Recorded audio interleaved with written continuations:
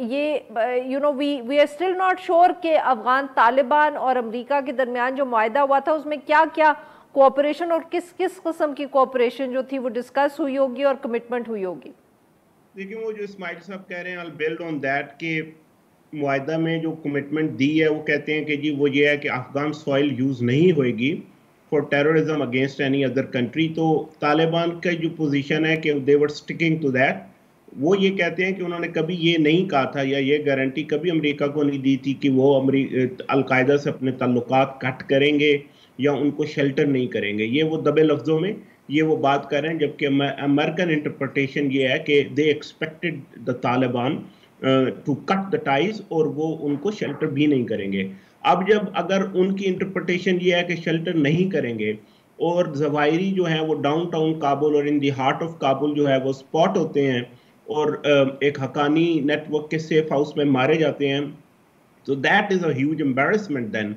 और वो फिर उसका ताल्लुकात पे फर्क पड़ सकता है और उसका इंटरप्रिटेशन पे ताल्लुक फर्क पड़ सकता है कि and more importantly Doha agreement के फ्यूचर पे सवाल उठ जाता है कि अगर दोनों साइड्स ने इसको इस तरीके से इंटरप्रेट करना है जैसे उनकी मर्जी होगी तो उसका अपना फ्यूचर क्या है।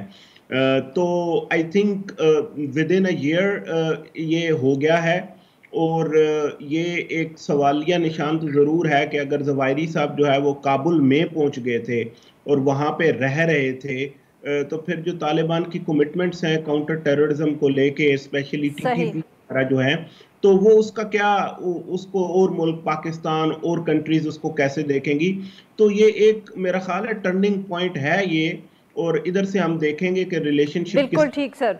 आपके ख्याल में अब सर इस वक्त जो अब ताल्लुकात हैं अफगान तालिबान और अमेरिका के दरमियान उसमें क्या और कोई क्या कहते हैं बेहतरी की उम्मीद नहीं है, मगर क्या अब ये और बदतर होंगे या आप ये बात कर रहे हैं कि हमें ड्रोन अटैक्स और देखने को मिलेंगे? देखिए, हाई वैल्यू टारगेट उन्होंने स्पॉट कर लिया तो वो तो फिर तो ड्रोन आएगा। लेकिन अब मेरा ख्याल है ये जैसे इस्माइल सब बात कर रहे थे कि बहुत ज्यादा कॉम्प्लेसेंसी आ गई थी और दे लोअर्ड देयर गार्ड।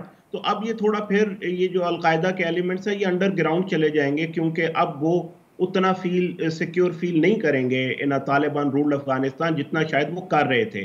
तो एकदम से ये बात होगी। अब दूसरा इस पे ये देखना है, अगेन एज इस्माइल साहब रेफर्ड के अभी तक तालिबान का ना कोई उस तरीके से इस पे कोई कॉम्प्रिहेंसिव रिएक्शन आया नहीं है क्योंकि उन्होंने इतना ही कहा कि ये भी दोहा एग्रीमेंट की वायलेशन है। तो अब वो करेंगे क्या?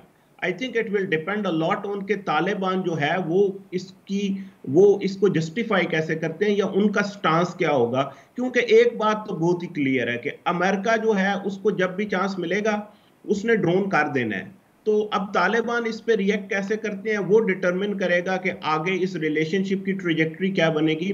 आई think it's assume to save के रप्चर नहीं होएगा, एक लिमिटेड एंगेजमेंट कंटिन्यू करेगी जो चीजें आई थिंक मैं अगेन कह सकता हूँ सेफ्टी अज्यूम है। एक तो यह है कि रिकग्निशन का मामला अब खटाई में पड़ जाएगा, ये नहीं होने वाली। अब ये वेस्ट की तरफ से तो एटलीस्ट नहीं होगी। दूसरा ये था कि एक इनकी बैकग्राउंड में एक कन्वर्सेशन चल रही थी कि जो इनके फ्रोजन एसेट्स हैं उसमें से आधे विच इज अबाउट 3.5 बिलियन, उसकी ताशकंद में भी बात हुई थी कि उसको अनफ्रीज करने के तरफ अमरीकी जा रहे थे। लेकिन मेरा ख्याल है अब इस वाक़े के बाद शायद वो भी फिलहाल इनको पैसे तालिबान को ना मिल सके। तो आने वाले महीनों में इन द लॉन्गर रन आने वाले महीनों में तालिबान जो है वो कैसे अप्रोच करेंगे और आने वाले दिनों में वो इस चीज के ऊपर रिएक्शन क्या देते हैं और फिर अमेरिका का रिएक्शन, इससे हमें पता चल बिल्कुल जाएगा। सही।